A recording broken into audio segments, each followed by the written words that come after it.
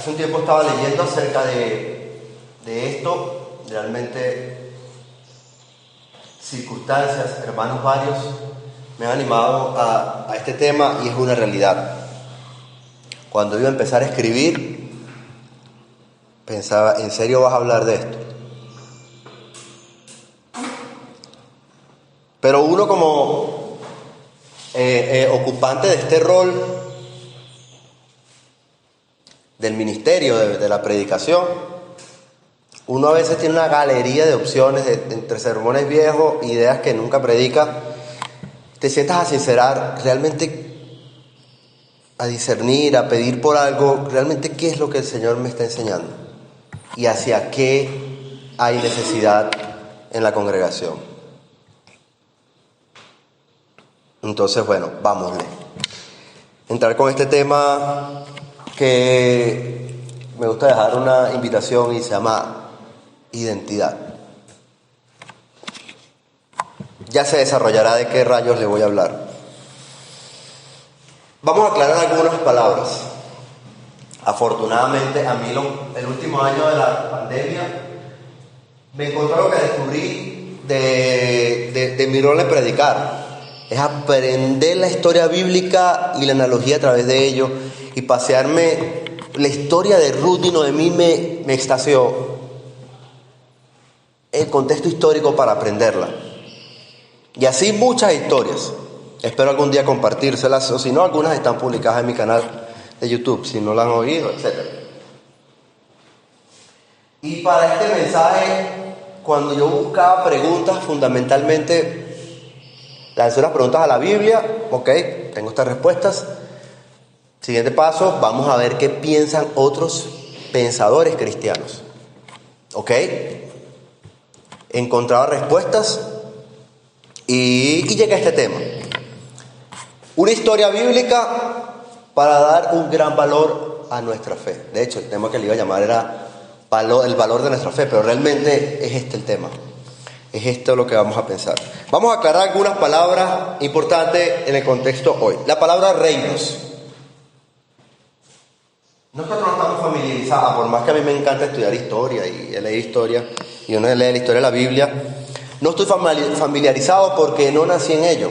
Puede venir la palabra rey, reina, pero veamos la palabra reino en el contexto para compararlo con el día de hoy como naciones o estados formados, poblaciones. Así como ahorita hay naciones que tienen ciertas, no se llama el reino de Venezuela, pero es un estado, una nación constituida por un pueblo, una población que tiene una legislación, tiene todo un conjunto. En Venezuela, y Venezuela tiene un dominio, un territorio respetado por la comunidad internacional, que es el Estado venezolano. Si nos metiéramos en esa isla recóndita que debe tener 5 metros de ancho, y debería decir esto pertenece a la República Bolivariana de Venezuela. Ahora, en los tiempos antiguos es muy diferente, pero existían pueblos, naciones constituidas con un gobernante, el rey. Nosotros vamos a ver acá naciones o estados de más o menos 600 años antes de Cristo. Si usted quiere escalar su mente, estamos hablando de más de 2600 años antes de nuestra era, hace tiempo. Muy diferente. Y aquí se menciona en esta historia un reino, otro reino y otro que se medio menciona. El reino de Judá. El reino de Judá, con el tiempo histórico y la acepción y todo, se conoce como los judíos.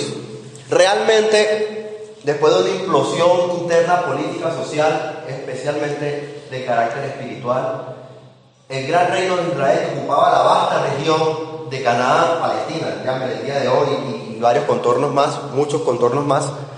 Implosiona y hay una gran división interna, no sé si llamarlo al nivel de guerra civil. No hay mucha evidencia de que haya habido una guerra civil, pero lo cierto es que se dividen y 10 provincias se llaman Israel y 2 provincias se llaman Judá. Benjamín y Judá componen el reino de Judá. Para esta parte de la historia el reino de Israel desapareció por su pecado. Dios los castigó y permitió que aquello que alguna vez Nínive, Asiria, que una vez se repitieron, pero después Asiria, Dios no toleró más el pecado de Israel y desaparecieron las 10 tribus y queda allí, ahí, moribundo, al borde de la muerte en nuestra historia, Judá. Eso es muy importante para entender los personajes del día de hoy. Y habla de otro reino, Egipto. Habla de un rey Necao, si lo lee por ahí, Necao, el faraón del turno. En su momento estuvo dominando Judá y después por varios contextos un mundo muy lleno. La gente piensa que ahorita hay guerra, no he leído historia. En un mundo convulso de muchas guerras en la zona centro-oriental de la tierra, entre Asia, Europa, África, el dominio de Judá pasa a Babilonia, el otro reino. Imagínense que aquí está Judá, aquí abajo está Egipto y aquí arriba está Babilonia. Babilonia se va a convertir en la superpotencia del momento y va a poner su brazo sobre Judá y va a destruir la época de Israel. Es el fin de Israel. No más. Se acabó. Después la historia se desarrollará décadas después, que regresa un remanente y pasan muchos acontecimientos, pero llega a ser una región donde vuelven a entrar ya como samaritanos en el territorio de Israel y como judíos en el territorio de Judá, pero ya no hubo más libertad. En esta parte de la historia, la gloria del templo de Salomón, que lo vamos a ver en la ofrenda, la gloria del templo de Salomón jamás, hasta ahí llegó. Son tiempos turbios, son tiempos donde la identidad de los judíos está por desaparecer.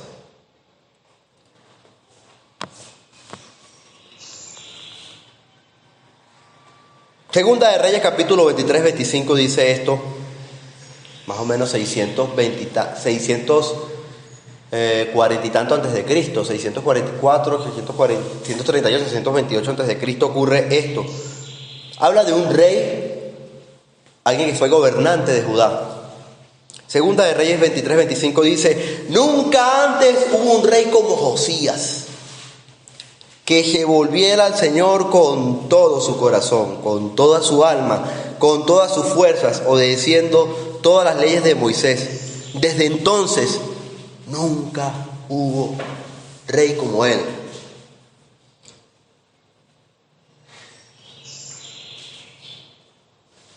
La historia, aunque se narra poco de Josías, dice que se narra tanto de Josías como David. Pero bueno, no tenemos eso escritos, no hay evidencia. La impresionante historia de ese niño llega a una nación convulsa, en un mal estado social, espiritual, y contracorriente vuelve a reformar el pueblo a la ley de Moisés. Creo que de este reinado es que dicen: que existe la escritura, lo saben. Y se reforman estas cosas. Pero después de él, sus hijos, Joacim, no me acuerdo si es en ese nombre, en ese orden. Joacás es el primero, después Joacim, después Joaquín. Como Brasil, que todo el mundo es dos nacimientos. Los apellidos de Brasil son dos nacimientos. Aquí todos empiezan por Joá, por Jo. Todos tienen un significado. El caso es que hijo tras hijo del rey Josías fue empeorando la nación. Y la situación de Judá fue de mal en peor. Por ejemplo, Joacás sustituyó a Josías y no tuvo rectitud delante de Dios. Él fue encarcelado por ese que yo le dije, gobernante llamado Necao de Egipto. Y entonces ponen en su lugar a alguien que le sucede, Joacim. Y también pasa lo mismo. Después cambia el dominio, ahora Babilonia le quita el dominio a Egipto de Judá, es un desastre. Y Joacim, ya el nieto de Josías, se rebeló contra Nabucodonosor. Y eso fue la sentencia de muerte. Dice la Escritura que ya era eso, que eso pasara era la voluntad de Dios. Cosa fuerte, porque así como dice que era la voluntad de Dios que él fuera crucificado, Jesús, así también era la voluntad de que Joacim se rebelara ante Nabucodonosor. Y dice Segunda de Reyes 24:13: estas calamidades le sucedieron a Judá por orden del Señor. Él había decidido expulsar a Judá de su presencia debido a los muchos pecados de Manasés, uno de sus reyes antepasados, quien había llenado a Jerusalén de sangre inocente. Dice la Escritura, el Señor no perdona eso. El Señor no perdona eso. Fíjense que el testimonio de la Escritura es aclararnos que la paga del pecado es muerte. Y había llegado la paga para la nación de Judá. Eran tiempos de crisis, hubo un país a punto de desaparecer, un estado de guerra avanzaba sobre ellos como un ciclón, un pueblo de Dios que por el pecado fue rechazado. Como le dije, el pecado, ¿se recuerdan lo que le dije Isaías 59, 1, 2? Se escribió en esas épocas, unos años atrás. Entonces, ustedes van a conocer unos personajes o yo le voy a hablar de unos personajes que se cree que tenían 15, 16 años. 15, 16 años de edad. Se estima que esa era la edad que tenían esos personajes. Esos personajes vienen de esto, vivieron esto. Segunda de Reyes 24, 8, 9. El rey Joaquín tenía 18 años cuando subió al trono y reinó en Jerusalén solamente 3 meses. Su madre se llamaba Neusta y era hija de Elnatán de Jerusalén. Joaquín hizo lo malo a los ojos del Señor, igual que su padre, Joacim, mejor dicho. Joacás. Durante el reinado de Joaquín, los oficiales del rey Nabucodonosor de Babilonia subieron contra Jerusalén y la sitiaron. La dominaron. Las guerras de antes son muy diferentes ahora. Bueno, pasado siempre la guerra. Tomas un territorio, dominas la población y la sometes. El propio Nabucodonosor llegó a la ciudad durante el sitio. Entonces el rey Joaquín, junto con la reina madre, sus consejeros, sus comandantes, sus oficiales, se rindieron a los babilonios. Durante el 8º año de Joaquín prisionero, como el Señor ya había dicho, Nabucodonosor se llevó todos los tesoros del templo del Señor y del palacio real. Sacó todos los objetos de oro que el rey Salomón había puesto en el templo. El rey Nabucodonosor se llevó cautiva a toda la población de Jerusalén, unas 10.000 personas en total, incluso a los comandantes y a los mejores soldados, y a los artesanos, y a otras personas habilidosas. Solo quedaron en el país la gente más pobre. Nabucodonosor llevó cautivo a Babilonia al rey Joaquín, junto con la reina madre, las esposas del rey, sus funcionarios, las personas más influyentes de la sociedad de Jerusalén. También desterró a 7.000 de los mejores soldados, a 1.000 artesanos y a otras personas habilidosas, todas fuertes y aptos para la guerra. Fin de la cita. Se acabó Segunda de Reyes. Bueno, lo que voy a leer.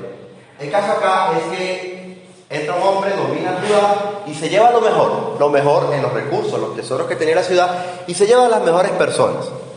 Vamos a encontrar un libro o otro libro que menciona que se llevó a la nobleza, gente de sangre real, gente de la nobleza, de las mejores posiciones familiares, de los mejores apellidos, de la sangre real, descendientes directos de Judá. Se los llevó. Ahora estas personas son prisioneros, esclavos, sin llamarle esclavos, pero prisioneros, bajo el mando del yugo. Su nación, su religión, que debía dedicarse en el templo de Jerusalén, ya no más. La libertad de tener su identidad judía, ya no más. Ya no más. Entonces llegaremos a comprender a nuestros personajes de hoy y sus circunstancias a medida que lo vamos a recordar. En el hilo histórico, en los tiempos de Nabucodonosor, que secuestró a los 10.000 judíos y se los llevó a vivir a tierra de Babilonia, en medio de ellos se desarrollan los acontecimientos de un libro. ¿Cómo se llama ese libro? ¿Cómo sabe? El libro de Daniel. Acto seguido que pasa esto en Segunda de Reyes, entra en escena los hechos del libro de Daniel, y ahí vamos a aprender de unos personajes del día de hoy en el capítulo 1. Solamente el capítulo 1. Capítulo 1 de Daniel dice así. Fíjense que para poner un poquito en perspectiva de la Biblia o contexto, cuando salimos del libro de Reyes, que se llama Segunda de Reyes, la parte 2 del libro de los Reyes, me faltaría investigar por qué hay un primero o segundo de Reyes, cómo estaban divididos. Resulta ser que hay unos libros, los libros de Samuel, los libros de las Crónicas y los libros de Reyes, que tienen una síntesis acerca de la época del reinado de Judá. De hecho, hablan mucho de ello en la cronología. Segunda de Reyes está en la parte final del reino. Hay otros libros en la Biblia como Daniel que se consideran, o es un libro de los profetas, se considera de los profetas mayores. De hecho, un libro escatológico que nos habla acerca de la esperanza del futuro. Todo esto que muchas veces cantamos en el Apocalipsis, que el Señor vendrá, ya tenía una visión de Daniel, escrita desde el capítulo 7 en adelante. Entonces Daniel, quien escribe el libro de Daniel, está en el orden del asunto profético. Pero lo primero que se habla de Daniel son hechos históricos. Y bueno, debe llamarse Daniel porque Daniel es el protagonista. Y de él se escriben aquí las profecías. Uno de los protagonistas. Dice en el capítulo 1, versículo 1 y 2 de Daniel: durante el tercer año del reinado de Joacim, rey de Judá, llegó a Jerusalén el rey Nabucodonosor de Babilonia y la sitió. El Señor le dio la victoria sobre el rey Joacim de Judá. O sea, se la dio a Nabucodonosor sobre Joacim. Y le permitió llevarse algunos de los objetos sagrados del templo de Dios. Así que Nabucodonosor se los llevó a Babilonia y los puso en la casa del tesoro del templo de su Dios. Esto es terrible, es triste. El templo de Dios donde se iba. ¿Se acuerdan cuando yo hablé? Yo mencioné ahorita, no lo canté, pero mencioné el Salmo 100. Entraré por sus puertas con canto de loor, a sus atrios con alabanza. Eso es lo que cantaba Jerusalén. En Salmo 100 muchas cosas recitaban, iban allá, ya no más. De hecho, Nabucodonosor, de la mano, porque Dios lo bendijo a él para castigar al pueblo por sus pecados, se trajo hasta ese tesoro y lo metió en un lugar de un dios pagano, en el lugar del dios idólatra, de la idolatría. No del dios idólatra, de la idolatría. Entonces, las personas que tenían la libertad de su nación ahora tienen un amo extranjero. Un territorio pagano e idólatra, una nación que estaba alejada del conocimiento de la adoración de Dios, de nuestro Dios, que es el Dios en que nosotros creemos. Eso es lo que se encontraron en Babilonia. A continuación, el gobernante de Babilonia toma ciertas decisiones con esas 10.000 personas que se llevó. Vamos a ver qué vamos a hacer con estos 10.000. Mire lo que pasó, versículo 3 del capítulo 1. Luego el rey ordenó a Aspenaz, jefe del Estado Mayor, que trajera al palacio a algunos de los jóvenes de la familia real de Judá y de otras familias nobles que habían sido llevados a Babilonia como cautivos. Dice: selecciona solo a jóvenes sanos, fuertes y bien parecidos. Asegúrate de que sean instruidos en todas las ramas del saber, que estén dotados de conocimiento y de buen juicio y que sean aptos para servir en el palacio real. Enseña a estos jóvenes el idioma y la literatura de Babilonia. Lo que le manda Nabucodonosor a Aspenaz. El rey le asignó una ración diaria de la comida y del vino El rey le asignó una ración diaria de la comida y del vino que provenían de su propia cocina. Debían recibir entrenamiento por 3 años y después entrarían al servicio real. Fin de la cita. Nosotros podríamos llamar esto como que una desjudaización. Enséñales la comida, enséñales toda la literatura babilónica. 3 años intensivos. Hay unos comentaristas que leía que entran a aspectos arqueológicos, literatura, temas históricos y narran, buscan los argumentos cómo todo esto influía en los tiempos antiguos, como para que cuando un reinado te dominaba, tú olvidabas quién eres. De hecho, es recurrente una política, es un arma política para dominar un territorio, hacer que las personas se despojen de su identidad, sustituida por la identidad que yo te doy. Entonces, estos jóvenes que iban a ser seleccionados iban a aprender lo babilónico, iban a comer la comida babilónica, y así se iban a volver, aparte de que ya eran prisioneros, unos babilonios más. Esta fue la orden, y había que buscar unos jóvenes. Lo de Nabucodonosor no solamente fue destruir y acabar y ocupar un territorio. Más allá venía el siguiente proceso: eliminar esas naciones. Y las eliminas acabando ¿con qué? Con su religión, con su cultura, con su moral, en fin. Acabar con su identidad. No solo era usar a los jóvenes como esclavos, sino introducirlos en una estricta educación para que se volvieran babilonios, llenarlos de conocimientos y hábitos hasta llegar al punto que algunos de ellos pudieron haber dicho: uy, yo era judío, y ahí me recuerdo que sí. Esta ropa yo no la podía poner porque era pecado. Todos la ponemos. A mí se me enseñó que yo debía tener esto a Dios, pero que yo soy babilonio, esas cosas de Dios son del pasado. Es más, Dios nos abandonó y dejó que la destruyeran la ciudad. En no entender de por qué pasó eso. Mire, tú no debías, Dios no dice esto en tus escrituras. Mi Dios es Nabucodonosor. Ya yo me arrollé esos estatuas, todos los días me arrollé esos estatuas. Unos comentaristas que indagan en la edad o en el proceso que tuvo que haber ido a Babilonia dicen que estos jóvenes deberían tener una exactitud entre 15 y 16 años. Eran una quinceañera. Unos 4 jóvenes en esta historia que son como cristianos, 15 añitos. Vienen de la guerra, de la destrucción, de ser separados de sus familias, de ser dominados por un hombre que le dice: no me interesa tu religión, no me interesa tu judaísmo, vamos a trasladarlo tu tiempo, no me interesa tu cristianismo, tú vas a hacer esto, era esto, que comer esto. Unos angelitos, unos adolescentes. Versículos 6 y 7 de Daniel dice: Daniel, Ananías, Misael y Azarías fueron 4 de los jóvenes. 4, no es que eran 4 jóvenes. 4 de los, haga el ejercicio exegético hermenéutico, o había más jóvenes. Yo me puse a pensar en el análisis exegético y hermenéutico, es que ¿por qué no están los otros jóvenes aquí? ¿Será que ellos no tuvieron la virtud de estos bebés? Es difícil.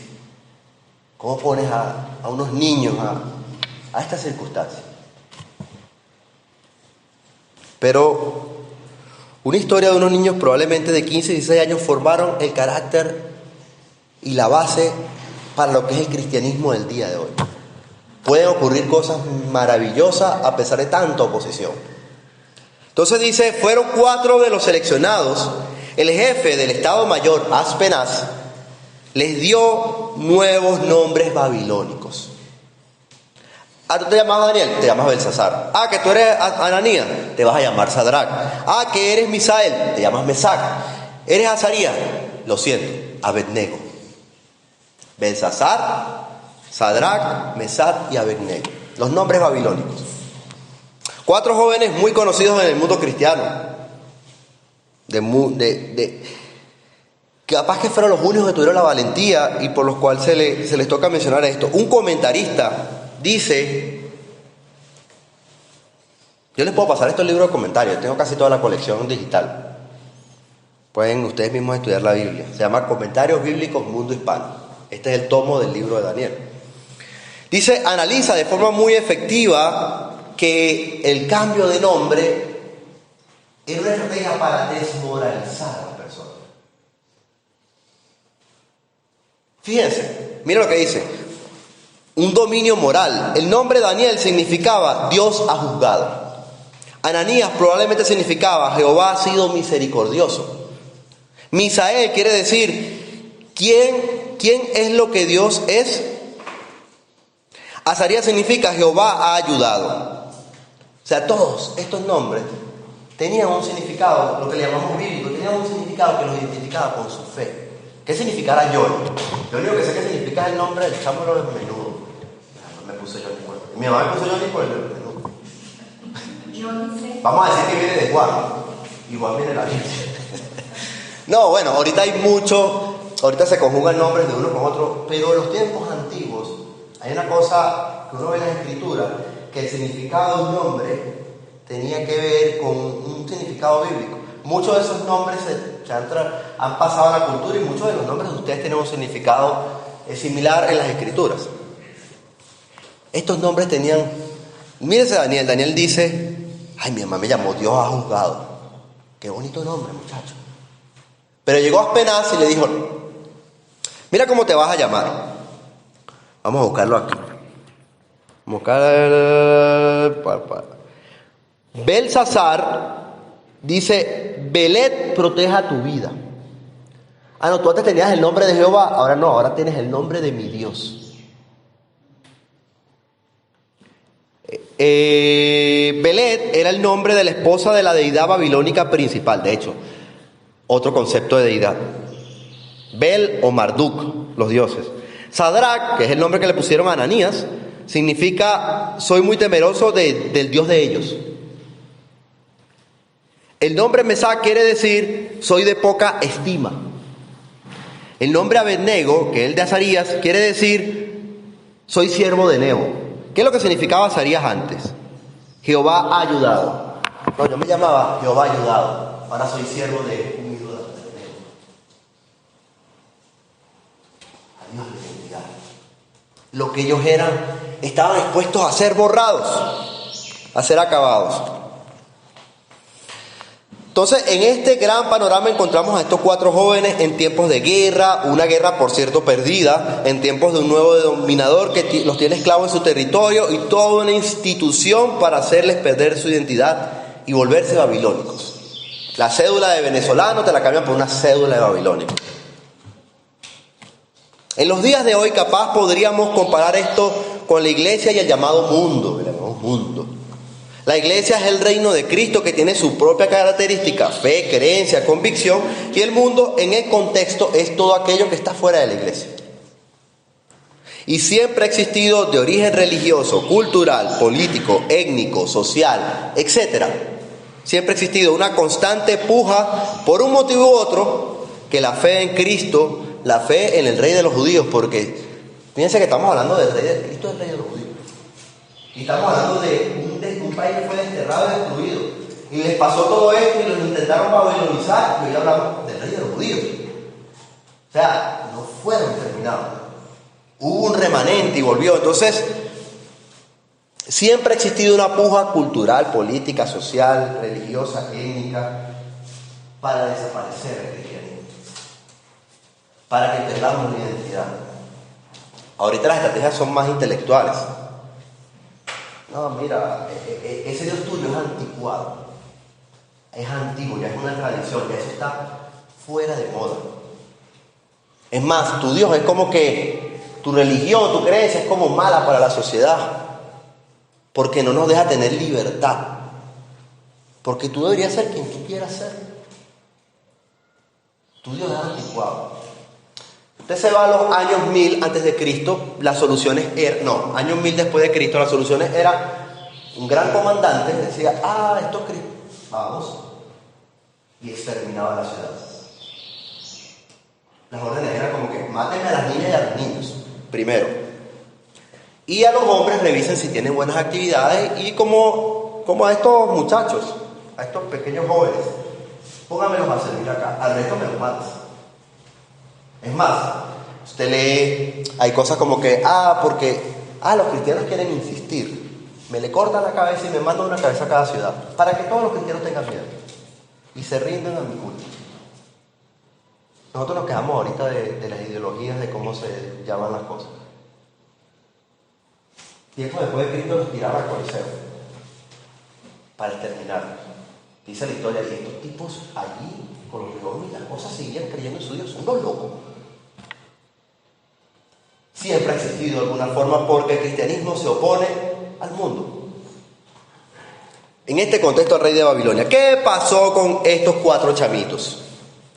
Daniel capítulo 1 versículo 8 nos dice eso. Sin embargo, Daniel estaba decidido a no contaminarse con la comida y el vino dados por el rey, y le pidió permiso al jefe del Estado Mayor, Aspenaz, para no comer esos alimentos inaceptables. Paremos aquí. Yo trato de imaginarme un chamito en medio de tantas circunstancias tener esta convicción, porque ahí no tienes al predicador o al pastor, digamos a los sacerdotes que te digan, mira, debes decir tal cosa. Estás solo. Pero él creció en medio de una identidad judía, y él lo que está tratando es mantenerse en eso, a pesar de todo lo que pasó en el contexto. Aquí hay una frase que dice: Daniel estaba decidido. Ya lo tenía resuelto en su corazón. Comentaristas dicen que la palabra corazón, exégesis de los lenguajes originales acá, dice que la palabra corazón se refería cuando alguien lo decidía en su mente. Era que lo pensaba. Se decía que uno sentía con las entrañas en un intestino y que uno pensaba con el corazón, que era la mente, cuando se dice corazón. Entonces él había resuelto en sí mismo, en su alma, una decisión. ¿Por qué dice contaminarse si hablamos de comida y vino? ¿Será que estaba en mal estado? Le vieron el paquete y dice: está vencido, se venció la semana pasada. Ay, el vino, ¿sabes qué es el vino? Está bien añejo. Eso evoca a detalles de las convicciones de Daniel. Daniel había sido instruido y enseñado en los mandamientos de Dios, en la ley de Moisés. En la ley de Moisés había una larga carta, aquí dice, para los que quieran leerlo, Levítico capítulo 11 y Deuteronomio capítulo 4, donde dice: mira, hay unos alimentos que no te hacen bien para la salud, y Dios ordena y los considera impuros. Y están estos alimentos que se los considera puros, y Dios le dio a ellos un menú: coman esto y no coman esto. Daniel dice: oye, no, ya va, un momento, esto fue lo que yo aprendí de mi Dios. Yo no lo puedo hacer. Esa comida del rey, participar de eso que me pide el mundo, o participar de eso que me piden, se escapa de lo que Dios me enseñó a mí. Y yo tengo decidido en mi corazón lo que Dios me enseñó a mí. Son las cosas que aprendo de Daniel. Pronto Daniel estaba expuesto a tener que hacer cosas para el mismísimo rey. Porque no es una orden que le dijo: mira, un tipo babilónico ahí te está diciendo cómete esto. Se lo está diciendo la autoridad, el autoritarismo, el rey, el que manda. Ahí no hay una constitución, mira, los derechos humanos. Los derechos humanos es lo que dice el rey. Ayer, en la película de Moisés, el faraón está quejándose por cómo los judíos estaban tratando de construir ciertas partes de la ciudad. Esto es extrabíblico, pero evoca mucho a las características de esa época. Y el rey dice: ¿será que tengo que matar para que se apuren? Ahí no había una ONG que dijera: voy a matar, no. Ahí no había nadie que se opusiera. Es el rey. Y si él mata, se mata. Y si me dice que yo lo mato, yo lo mato, porque es el rey, la autoridad. Ante eso Daniel se está oponiendo. Niño de 15, 16 años, por sus convicciones, su identidad y su fe, se pone que le corte la cabeza.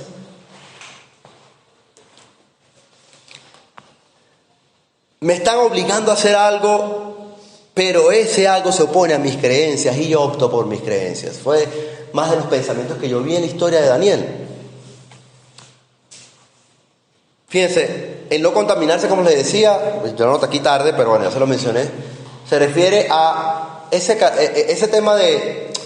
El tema de no contaminarse era un tema de salud, que al final, bueno, fue una virtud que tuvieron Daniel y sus amigos. No era que los alimentos tenían una clasificación, era un tema de salud. Daniel estaba haciendo oficio de ética y moral. Él pide permiso. No es que simplemente fue rebelde, él pidió permiso. Fíjense, el versículo 9 dice: ahora bien, Dios había hecho que el jefe del Estado Mayor le tuviera respeto y afecto a Daniel. Pero este hombre le respondió: tengo miedo de mi señor. Que estamos hablando del jefe del Estado Mayor. Yo no sé si eso ahorita equivale a un comandante, a un ministro, a un alcalde, ¿cómo que se llama el que gobierna todo el territorio regional de aquí de la capital? No sé, una persona de alto rango. Estamos hablando de una persona de alto rango, según lo que mismos estudiosos dicen. Dice: tengo miedo de lo que me pueda hacer mi señor, porque él me dijo que ustedes deben comer esto y no te lo vas a comer. Dice: si se vuelven pálidos y delgados en comparación con otros jóvenes de su edad, temo que el rey mandará a decapitarme. Esto lo está diciendo un comandante. Imagínense, vamos a decir, el ministro de la Defensa.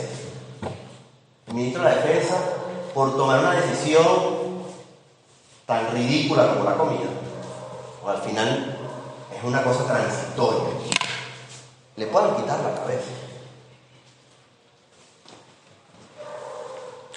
Entonces Daniel habló con el asistente que había sido designado al jefe del Estado Mayor para cuidar a Daniel para cuidar a Daniel, Ananías, Misael y Azarías, y le dijo: por favor, pruébanos durante días con una dieta de vegetales y agua. Al cumplirse los 10 días, compara nuestro aspecto con el de los otros jóvenes que han comido de la comida del rey, luego decide de acuerdo con lo que veas.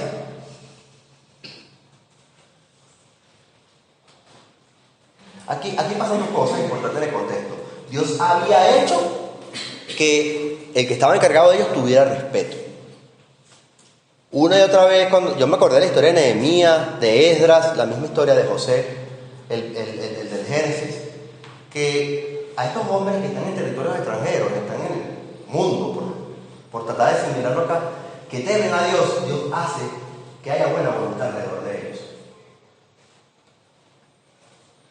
Este hombre que estaba encargado de ellos no los despreciaba. Dice aquí que les tenía respeto y afecto. El afecto es una expresión de amor, ¿no? Respeto y afecto.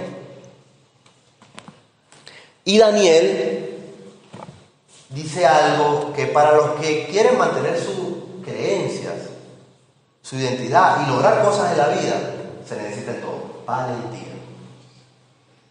Valentía, una virtud de la vida. Fíjense, él dice: pruébanos. Pruébanos. No se paró en la cuestión de que sí, mira, el rey nos puede quitar la cabeza. De verdad que sí. Pruébanos. Daniel estaba probando su propia fe. Su propia fe dice: no te comas esto, come lechuga y legumbre y no te comas el cochino. Pruébanos. Confió en su creencia, confió en sus convicciones. Y como Dios había puesto respeto y afecto en el corazón del asistente, realmente no era el tipo del Estado Mayor, era el asistente en este contexto. Les da el plazo. En el versículo 14 dice: el asistente aceptó la sugerencia de Daniel y lo puso a prueba por 10 días. Al cumplirse los 10 días, Daniel y sus 3 amigos se veían saludables, mejor nutridos que los jóvenes alimentados con la comida asignada por el rey. Así que desde entonces el asistente les dio de comer solo vegetales en lugar de los alimentos y el vino que servían a los demás jóvenes y a los demás que estaban bajo la corte o el dominio de Nabucodonosor, que comían de la misma cocina. Como Dios había puesto afecto y respeto, el hombre aceptó la prueba, y como Daniel y sus amigos confiaban en lo que Dios enseñaba, tuvieron una victoria. Parecería tonto. Aquí dice, el comentarista dice que en lo babilónico el 10 tiene que ver con mucho, a lo mejor no se refería a algo literal. Bueno, el libro de Daniel es muy simbólico, es posible. No me puse a investigar eso. Yo lo que les puedo compartir es que este año en el equipo de entrenamiento donde yo estoy, yo tenía desde el año pasado, para entrar allí había que pagar una cita nutricionista, pero nunca había ido. Y yo, este año, desactivo aquí esta alarma. Yo había, no había ido a tomar la cita, pero fue a tomar la cita. Y empecé a hacer el régimen que me dijeron. Y no dejé de comer harina. Pero solamente con una semana de no comer la cantidad de harina que yo comía, se notaba un cambio tremendo en mí. Qué mala es la harina. Realmente es mala para el cuerpo. Realmente. Pero el cuerpo se adapta a convivir con ella. Después de unos meses me revolucionó la salud. Yo como harina todos los días, en cantidades mucho menores. Lo sustituí por lechuga y cosas como estas. Era de verse eso. Daniel, en medio de toda una oposición, y sus amigos confiaron en el Señor. El versículo 17 dice: estos 4 jóvenes, Dios les dio aptitud excepcional para comprender todos los aspectos de la literatura y la sabiduría, y a Daniel Dios le dio la capacidad especial de interpretar el significado de visiones y sueños. Cuando se cumplió el periodo de instrucción ordenado por el rey, el jefe del Estado Mayor llevó a todos los jóvenes ante el rey Nabucodonosor. El rey habló con ellos y ninguno le causó mejor impresión que Daniel, Ananías, Misael y Azarías. De modo que entraron al servicio real. Cada vez que el rey Nabucodonosor los consultaba sobre cualquier asunto que exigiera sabiduría y juicio equilibrado, los encontraba 10 veces más capaces que todos los magos y brujos en el reino. Fin de la cita. Ya terminamos de leer la escritura ahí. Estos muchachos, así como le pasó a José, como le pasó a otros personajes de escrituras, fueron bendecidos. Al final, ellos, por tomar una decisión de confiar en ser fieles a Dios, porque realmente este capítulo 1 habla de fidelidad a Dios, por ser fieles a Dios, Dios los bendijo. Pareciera que, ¿cómo tú puedes ser bendecido en un entorno donde te opones a ciertas cosas de ese entorno? Pero Dios los bendijo. Dios los bendijo. Cuando llegaron a la corte del rey, eran 10 veces mejores que los demás.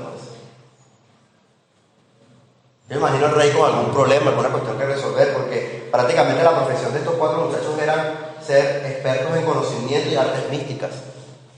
Vamos a llamarle licenciados en conocimiento y artes místicas, por darle un título profesional, no sé. De la Universidad de Babilonia, la Universidad de Babel. Estos muchachos, me imagino al rey, tengo un problema acá. Ya después lo van a ver con los sueños y la cosa. Tengo tal situación y no encuentro una... No me traigas aquello, tráeme a Ananí, a Abednego, tráeme a uno de esos nombres, a Belsasar, tráemelos acá, yo quiero sabiduría de esos muchachos. Dios estaba con ellos. ¿Qué pasó con los demás jóvenes? Ciertamente estos 4 jóvenes no obedecieron todo lo que su amo terrenal les impuso. Los asuntos que se oponían a su creencia, a su cultura, a su fe y a sus convicciones, ellos se negaron, pero del resto lo obedecieron. Porque a veces algunos quieren entender que tenemos que ser rebelde y oponerse a la sociedad y al gobierno. No, esa rebeldía es en nuestro corazón, no nos enseña el Señor. El Señor nos enseña sumisión. Obedezcan a sus amos. Hay un comentarista que dice, eso lo estuve leyendo, tengo el artículo, y él cita al nuevo cristianismo que hay, un cristianismo que hay de libertad de ideologías, de identidades de género y etcétera, nuevas corrientes. Ese predicador, bueno, citado, tengo que leerlo yo mismo, él dice, aquel predicador dice que hay 2 cosas en las que la Biblia se equivocó: en la identidad y en la esclavitud. La Biblia estaba equivocada, porque la Biblia apoya la esclavitud y la Biblia no habla bien de la identidad. Porque la esclavitud debe reprenderse y la identidad debe aceptarse. Decía un comentarista de una iglesia, de una congregación donde hay libertades. Libertades de muchos pensamientos, de ideologías, de identidades. Yo llegué a leer eso y yo, ¿cómo respondo a esto? ¿Cómo? Y por el pasaje de las Escrituras, y eso me llevó a Daniel, entendía que el tema de esto, el tema de Daniel, el tema del cristianismo, del judaísmo, es que Dios le ha entregado un carácter al ser humano y la idea de ello es serle fiel a ello, mantener la convicción. Ahí está el premio. Después, bueno, yo les puedo pasar esos artículos, sería bueno que cada uno saque sus pensamientos. Vamos a concluir este tema.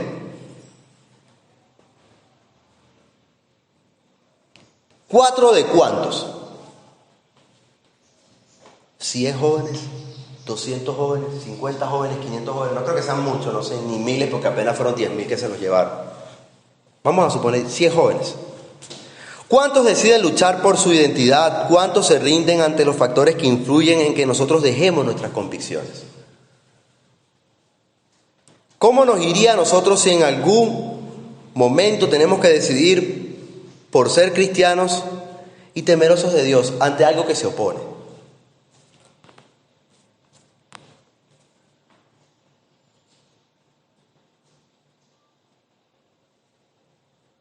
Una de las cosas que me dejó impresionado, que yo llego a esto en una lectura, y una de las cosas que me dejó impresionado es la profunda tendencia sincretista. Sincretismo es tratar de buscar un factor común a todo. El sincretismo lo vemos en el pensamiento, la tendencia de hacer que todas las ideas convivan, todo sea válido, todo sea aceptado, todo es permitido. En muchos pensamientos sincretistas de estos tiempos modernos se está ligando que, bueno, el pecado es relativo, porque si para ti no es pecado, se juntan y no hay pecado. Y si no existiera pecado, debemos estar el evangelio de gracia, porque entonces por nada murió Él. Me dejó impresionado muchos movimientos cristianos diciendo que hemos leído mal la Biblia, o que para Dios no es importante tales cosas, y otros argumentos para aceptar asuntos que se contradicen a las Escrituras. No sé si a Daniel y a sus amigos le tocó, oye, mira, ¿por qué tú dices que el cochino es malo? Si tú no metes tantas horas, lo ahumas, le haces tal preparación, no te hace daño para la salud. A lo mejor Dios se equivocó y no estaba en el tema correcto, a lo mejor el cochino es bueno, pero ellos confiaban, no, mi Señor me enseñó esto y yo le voy a ser fiel a eso. De hecho, de las cosas interesantes que pasan, yo nunca veo aquí un testimonio que decía, no, eso no lo dice la Biblia,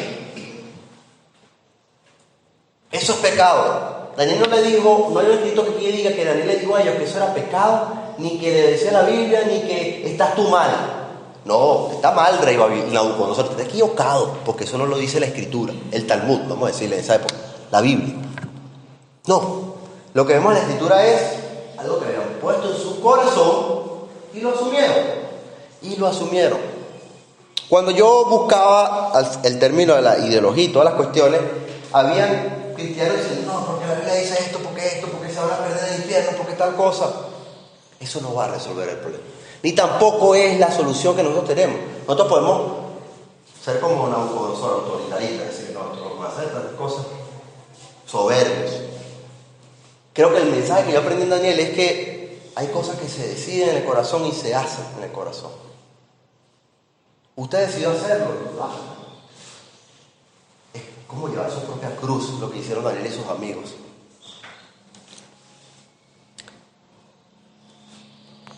Hay preguntas complejas que me costaba copiar en el buscador de Google, algo coherente que llegara a un argumento bien concreto.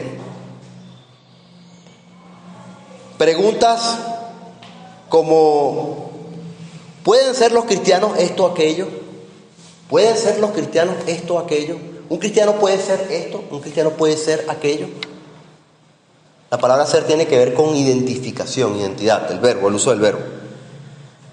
Ya no se pregunta, o ya no era tendencia, ¿podemos hacer esto o aquello? Ya la gente no está preguntando por mandamientos que tiene que ver con hacer. Ya está preguntando con identidad, ¿podemos ser? El nivel de complejidad ha aumentado y tenemos que ser conscientes. ¿Cómo responder el cristiano en la ola de cambios en el mundo que está generando nuevos conceptos e ideologías del individuo mismo? A menudo veo que el argumento parece sacar versículos y explicaciones sistemáticas, profundas o rebuscadas para tratar de oponerse o justificar ciertos actos. Hay un comentarista que me pareció el más asertivo. Él decía, el problema es quién tú eliges confiar. Porque algunos te van a usar la Biblia de una manera, otros te van a usar la Biblia de esta manera, y te van a dar tantos argumentos que te toca a ti decidir qué confías, qué aceptas. Y él resolvió la pregunta con la Biblia. Identidad. En el diccionario encontramos como identidad conjunto de rasgos propios de un individuo o de una colectividad que los caracterizan frente a los demás. Rasgos propios de un individuo que lo caracterizan frente a los demás. Hace unos días en una predicación yo dije, no me gusta decir que soy cristiano. Eso que era un cliché. La gente me pregunta, tú eres pastor, ¿verdad? Para la gente yo soy como una especie de persona que, soy como un ofici, una persona que está siempre predicando en una iglesia, y tengo ciertas normas y prácticas para lo que yo veo a la gente es que me ve como una persona con cierta tradición. Yo quisiera llegar al nivel que la gente me conociera por mis virtudes cristianas, los frutos del Espíritu de Gálatas 5. Realmente ese es el llamado que tenemos todos, o que yo creo que tenemos todos, que me pueda identificar en la sociedad por eso. Eso es ser cristiano.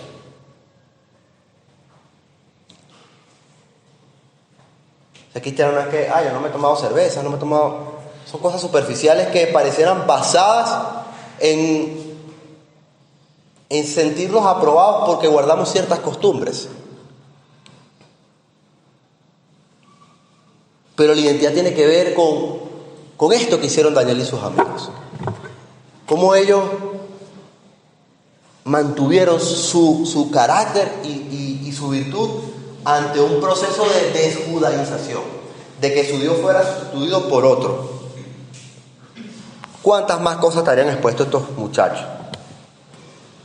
El problema no es mandamientos ni religión. El problema, yo creo, y yo he dicho, lo he hablado con algunas personas, es convicciones y creencias.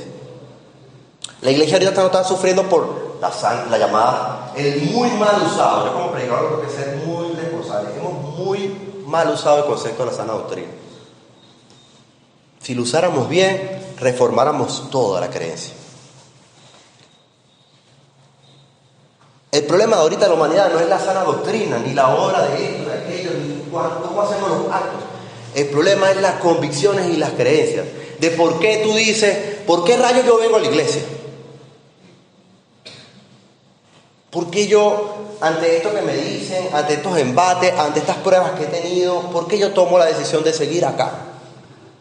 Y la única respuesta es, yo tengo que seguir confiando en lo que yo le había leído acá, en que Él vendrá por segunda vez a buscar a los que le aman, a los que le esperan, perdón.